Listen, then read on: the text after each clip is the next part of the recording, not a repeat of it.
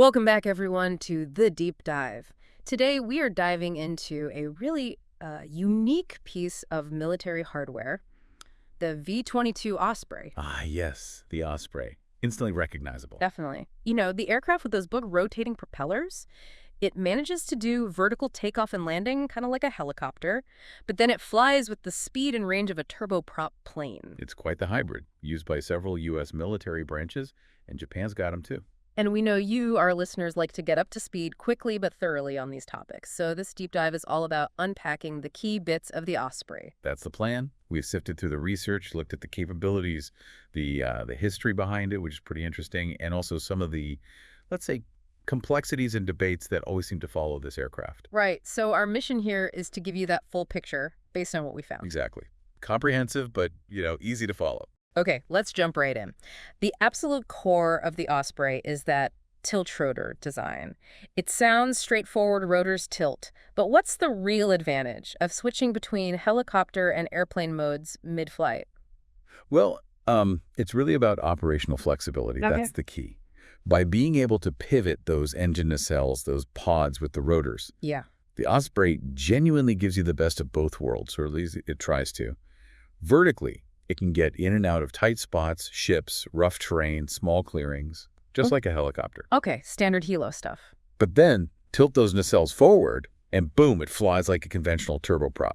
That means high speed, long range, much faster and further than any traditional helicopter could manage. So it's like having two different aircraft types in one airframe. That sounds incredibly useful, especially, if you're going into potentially dangerous areas. Precisely. And speaking of that, the sources mention it's designed for high-threat environments. What kind of tech does it have to, survive? Yeah, it's got a pretty sophisticated package for survivability.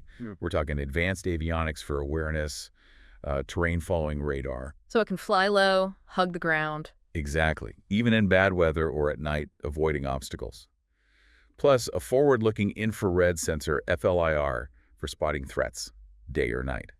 And, of course, integrated countermeasures against things like missiles. Critical stuff if you expect trouble. Definitely needed for the kinds of missions it might undertake. And it's not just about defense, right? It can shoot back a bit. What's the armament situation? It can. Standard fit is usually a machine gun on the rear ramp, either an M240 or the heavier M2, for covering fire. Okay. There's also an option for a belly-mounted Gatling gun, the GAU-17A. That one's remote controlled from inside. A bit more punch then. A bit more, yeah.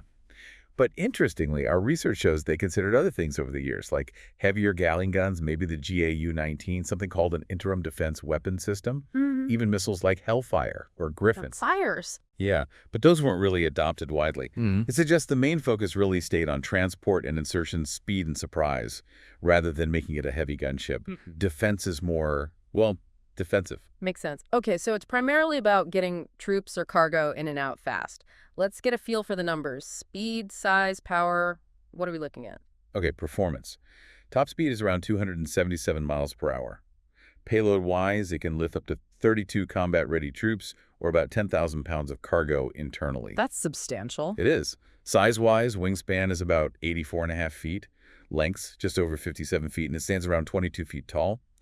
Power comes from two Rolls-Royce Allison engines, the AE-117Cs. Each one puts out about 6,200 horsepower. Whoa, that's serious power spinning those rotors. Massive power. You need it for that vertical lift and high speed. And I saw something about stallule capability, short takeoff and landing. How does the tiltrotor?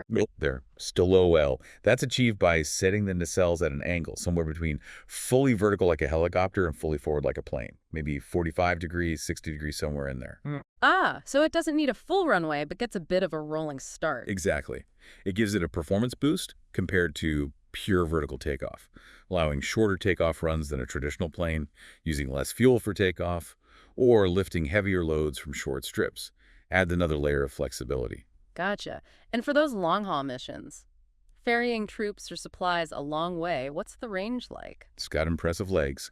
The ferry range that's basically repositioning, often with extra fuel tanks, is over 2,100 nautical miles. Wow. Its operational range, so while actually doing a mission, is still really good, around 1,100 nautical miles. That ability to self-deploy over long distances without needing lots of intermediate stops is a huge advantage over helicopters. Truly a unique beast, and I guess that's why the FAA calls it a powered lift aircraft, right? It doesn't Yeah. fit neatly into airplane or helicopter. Exactly. It's its own category, really. Okay, so that's the what. Let's talk about the how. How did this thing even come about? What's the origin story? It goes back to the 1980s. The main driver was the need to replace the Marine Corps' old CH-46 Sea Knight helicopters. They were getting pretty long in the tooth. Okay, standard fleet replacement? Well, yes, but also events like the Iran hostage crisis rescue attempt, Operation Eagle Claw, really highlighted the limitations of existing helicopters for complex long-range missions. They needed something faster, with more reach, but still capable of vertical landing. Ah, so a specific operational need came out of that failure. Very much so. This led to the Joint Vertical Experimental Program, JVX. Joint meaning multiple services involved. Initially, yes. And that's where Bell Helicopter and Boeing Vertol teamed up. The Bell-Boeing partnership we know today? That's the one. They proposed a design based on Bell's earlier experimental tiltrotor, the XE-15, scaled it up, basically. In 1985, got the official name, V-22 Osprey. And they split the work. They did. Bell handled the wing, the nacelles, the rotors, the tricky tiltrotor bits, essentially. Boeing took the fuselage, cockpit, avionics integration, a big complex collaboration. Makes sense to divide it up like that. So JVX starts. Bell and Boeing partner up. When did it actually fly? First flight was 1989, initially just hovering in helicopter mode. Later that same year, they did the first full transition to forward flight airplane mode. 89. But it didn't enter service until 2007. That's a long development cycle. A very long and troubled development. It faced a lot of hurdles. Hurdles feels like a mild word, but doesn't it face serious opposition, people trying to kill the program? Oh, absolutely. Significant pushback, especially from within the Secretary of Defense's office under Dick Cheney and parts of the Navy bureaucracy. Too expensive, too complex. Both, really. The projected costs were enormous. Yeah. And the technology was totally new, seen as very high risk. Tiltrotors hadn't been done on this scale before. Yeah. But it had strong champions in Congress, bipartisan support, actually, and that ultimately kept it alive through several attempts to cancel it. A political battle as much as an engineering one. Very much so. An interesting side note, the Army was initially part of the JVX program, too. Oh, yeah. What happened there? They don't fly Ospreys now. No, they pulled out. They decided, back then, to stick with more conventional helicopter developments for their needs. But fast forward to today. Yeah. The Army is now heavily invested in its own tiltrotor program, the V-280 Valor, which actually just won their future long-range assault aircraft competition. Huh. So they came back around to the idea eventually. Maybe learn from the Osprey's experience. You could certainly argue that. It shows how requirements and perspectives on technology can shift over decades. Different services, different priorities, Fascinating. Okay, so after all that, the Osprey finally gets into service in 2007. What has it actually done? What kind of missions does it fly in the real world? It sounds like more than just a troop taxi. Oh, much more. Its unique blend of speed, range, and VTOL capability makes it incredibly versatile. Yes, troop transport and assault are core missions, but it's also used heavily for special operations, insertions, and extractions. Because it can get there fast and land almost anywhere. Exactly. Also, search and rescue, recovering downed pilots, embassy evacuations, disaster relief. It's proven very effective in humanitarian aid scenarios and generally moving personnel and equipment quickly over distance. Our sources had some pretty specific examples that really drive home those capabilities. Can you share a couple? Sure. One standout is from 2011, Operation Odyssey Dawn in Libya. An Air Force F-15 pilot went down. Right. 2 Marine MB-22s launched from the USS Kearsarge, flew inland, rescued the pilot, and were back on the ship in just 90 minutes, round trip. 90 minutes. That's incredibly fast for that kind of mission. It is. As the Marines put it, that's what an Osprey gets you, that speed. Another example the Navy highlighted was disaster relief. MB-22s could deliver supplies much faster, a higher delivery rate compared to standard helicopters, because they could make more trips in the same amount of time due to their speed and range. A real workhorse in those situations. That speed factor just keeps coming up as a key advantage. Any other striking examples? Yeah, there was a mission, also reportedly in 2011, where V-22 pilots got medals for evacuating special forces after an Iranian missile attack shows its value in high-risk extractions. Wow. And, it was seriously considered for the Marine One presidential transport role. Yeah. That tells you something about the perceived capability, even if they ultimately went another way. True. That's a high bar for reliability. Definitely. Plus, they've done things like a long-distance tanking mission, flying MV-22s from Okinawa to Australia with aerial refueling, and the Air Force uses their CV-2 variant for combat search and rescue. And it apparently made a big difference in Afghanistan, extending that critical golden hour for getting wounded soldiers to medical care because it could cover ground so much faster. So it really has been tested across a huge range of demanding scenarios: combat, rescue, relief. It sounds like it has delivered on that multi-role promise. In many ways, yes. However, and this is a big however, we absolutely have to talk about the safety record. It's impossible to discuss the V-22 without addressing the accidents and the controversy. That's been a constant shadow, hasn't it?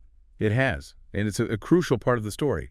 The Osprey has had a number of serious accidents throughout its life, both in testing and since it became operational. This has, quite rightly, led to ongoing questions about its safety. Most recently, there was that grounding late last year, right? December 2023? That's correct. Following a fatal crash off the coast of Japan involving an Air Force CV-22, both the U.S. and Japan grounded their entire fleets. The initial findings pointed towards a potential material failure, something wrong with the component, not necessarily pilot error. And they just recently got back in the air. Yes, they were cleared to resume flight operations in March 2024. Nevair Naval Air Systems Command led the investigation, and they've implemented some specific maintenance changes and updated procedures for air crews. But this wasn't the first grounding, was it? Feels like we've seen this before. No, it wasn't the first. There have been other operational pauses and stand-downs over the years due to various concerns. Our sources mention a near crash in December 2024. That might be a slight day confusion, possibly referring to an earlier incident or the lead-up to the 2023 grounding, which raised concerns about metal fatigue in certain components, specifically related to the clutch. Okay, so ongoing issues cropping up. What's the overall picture accident-wise? The numbers are pretty stark. They are. As of late 2023, the sources indicate a total of 16 hull loss accidents, meaning the aircraft was destroyed or damaged beyond repair. Tragically, those accidents resulted in 62 fatalities. 62 lives. Yes, and that number includes crashes during the difficult development and testing, Phase 4 crashes, 30 deaths there, and then 13 crashes with 32 fatalities since it entered operational service. That seems high compared to other military aircraft, though comparisons are always tricky. It's often debated how it stacks up against others, especially given its unique design. But the numbers themselves are significant. That technological leap definitely came with teething problems and, sadly, a real human cost. The complexity, especially in those early days, introduced failure modes that just didn't exist in simpler aircraft. So what specific safety issues keep coming up in relation to the Osprey? What are the main concerns? Well, one area is just the sheer complexity and the demands it places on pilots. Some pilots have described it as needing to be flown perfectly, suggesting maybe less room for error than in other aircraft. High workload? Potentially, yes. There have also been comments about dealing with frequent minor error codes or warnings. One source mentioned a fatigue of small errors, the idea being that crews might get desensitized if non-critical warnings pop up constantly. That's a subtle but potentially dangerous factor. It could be. And what about specific flight characteristics? Are there known danger zones in its performance envelope? A couple of things are frequently discussed. One is auto-rotation landing safely, without engine power. Below about 1,600 feet, performing a safe auto-rotation in an Osprey is considered extremely difficult, if not impossible. That's a critical emergency capability for any rotorcraft. So an engine failure at low altitude is extra dangerous. Potentially, much more so than in a traditional helicopter. Then there's vortex ring state, or VRS. That's when a helicopter descends too quickly into its own rotor downwash and loses lift catastrophically. Right, a known hazard for helos. Yes. Now, some testing suggests the Osprey might be somewhat resistant to entering VRS, but a Government Accountability Office report mentioned it might be less forgiving than conventional helicopters if it does get into that state. So, harder to get into, maybe, but worse if you do. Okay. And finally, that powerful rotor downwash we mentioned earlier, it's significantly stronger than in typical helicopters. This causes practical problems, kicking up blinding dust or debris, making rappelling tricky, damaging unprepared landing zones. I even read about it causing injuries to people on the ground. Yes, there have been reports of injuries to bystanders due to the force of the downwash. So the very design that gives it its lift and speed creates these secondary challenges. It really sounds like a balancing act, incredible capability versus inherent complexity and risk that needs constant management. That sums it up pretty well. So despite these safety issues and the recent grounding, they're still developing and upgrading the Osprey, right? It's not being phased out yet. Not at all. Continuous improvement is ongoing.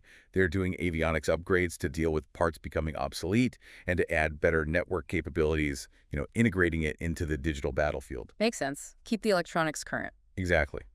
The Block C upgrades brought in things like new radar, better electronic warfare systems. They've also developed something called the Advanced Ballistic Stopping System, ABSS, basically better armor for passenger protection. Improving survivability. Right. And Boeing even set up a dedicated V-22 Readiness Operations Center to try and improve fleet performance, reliability, maybe catch issues earlier. Proactive monitoring. What about looking further down the road? Longer-term modernization. Yeah, there are programs being looked at like Vector, that's V-22 cockpit technology replacement, and Revamp-E, the renewed V-22 aircraft modernization program.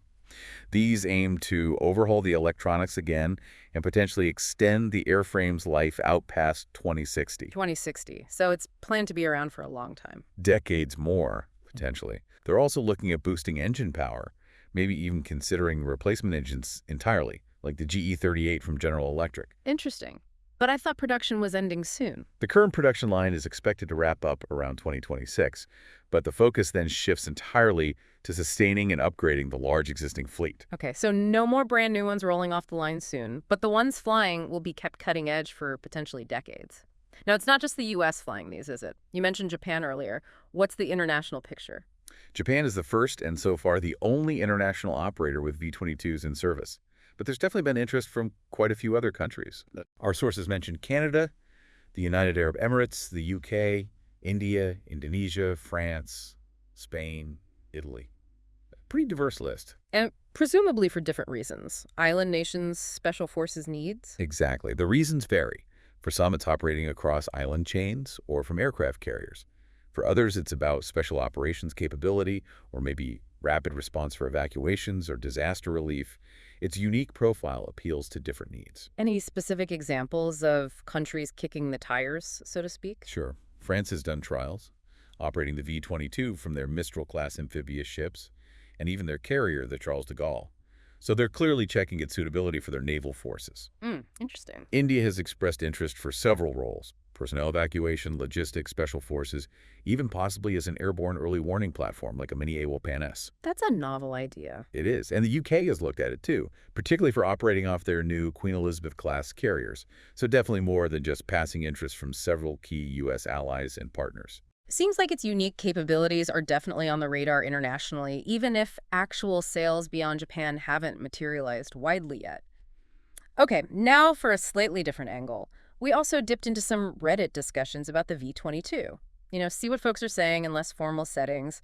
What did those conversations turn up? Reddit. Yes, that provided, let's say, a very candid range of views, often quite passionate. I can imagine. One user memorably described the Osprey as being like a hot bipolar girlfriend. Slight chuckle. Okay. Meaning, amazing and capable when everything's working right, but potentially unreliable, high maintenance, and very expensive when things go wrong. That's evocative. And probably captures some of the frustration. What else came up frequently? That rotor wash issue was a big one. Lots of comments about the intense downwash being a major pain, especially for troops trying to deploy from it, kicking up dust, rocks, making rappelling difficult or dangerous. That aligns with the official concerns we discussed. It does. Also, lots of talk about the mechanical complexity, especially the transmission and all the gearing needed for the tilting mechanism, seen as a major potential failure point. Understandable. There were personal anecdotes, too, of people claiming to have seen close calls or alleged bending of safety rules to keep missions going. Hard to verify, of course, but it shows the perception among some. Right, the online grapevine effect. Exactly. And comparisons kept coming up. People comparing its safety record, often unfavorably, to other aircraft like the C-2 Greyhound, which the Navy's Osprey variant, the CMV-22, is replacing for carrier supply duties. Concerns were raised specifically about the CMV-22's mishap rate already. What about armament? Did that come up? Yes, the difficulty of effectively arming it for providing its own covering fire during insertions was mentioned. That tracks with the earlier point about it not really being a gunship. And the complexity again. Oh yeah. One user claimed it basically needs the computers to fly, that it's inherently unstable otherwise, which might be an overstatement, but speaks to the reliance on flight control systems. And, predictably, the cost. High cost per flight hour was a very common complaint. Always a factor with advanced military tech. Anything else notable from the Reddit chatter? Did the Army connection come up? It did, actually. One commenter had a sort of cynical take, suggesting that maybe the Army, having watched the Osprey's long and expensive development, might end up developing a better troop transport because of all the lessons learned the hard way, perhaps from the V-22 program. Hey, learn from others' challenges, maybe. It really does give you a sense of the strong mixed opinions out there. Absolutely. Love it or hate it, people have strong feelings about the Osprey. Okay, so let's try and pull this all together as we wrap up this deep dive. What are the big takeaways on the V-22 Osprey? Well, fundamentally, it remains a truly groundbreaking aircraft, the world's first production tiltrotor. It successfully blended helicopter VTOL with airplane speed and range in a way nothing else really has. And it's proven itself in some very tough, very real-world situations. Definitely. Rapid rescue, special ops, disaster relief. Its unique capabilities have made a tangible difference in those kinds of demanding missions. It delivered on a lot of the initial promise. But as our look through the sources, including those Reddit threads, has really highlighted, it's an aircraft that carries significant baggage, ongoing debates, particularly around safety and reliability. Exactly. The accident history, the groundings, the discussions about complexity and pilot workload, But these underscore the inherent challenges of pushing aviation technology so far, so fast. It's a constant process of managing risk and striving for improvement.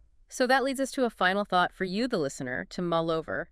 Considering everything, the Osprey's undeniable strengths, its unique niche, but also its documented weaknesses, its complexity, its cost. What do you think its long-term role really is? How does an aircraft like this fit into the future of military aviation, which is always changing? That's the million-dollar question, isn't it? Or maybe billion-dollar in this case. It's something military planners are certainly grappling with as the fleet ages and new technologies emerge. A complex question for a complex machine. Well, that brings us to the end of this deep dive on the V-22 Osprey. We really hope you found this look at its capabilities, history, and controversies useful. Yeah, thanks for tuning in and exploring it with us. And hey, before you go, we just want to say a massive thank you for joining us. If you enjoyed this deep dive, if you found it informative, and you want to help us create more content like this, please do us a huge favor. Take a second to hit that like button, share it with someone who might find it interesting, and definitely subscribe to the channel if you haven't already. It genuinely makes a huge difference. Your support helps us keep digging into these topics and bringing these deep dives to you. Absolutely. Thanks again for listening, and we'll catch you on the next exploration.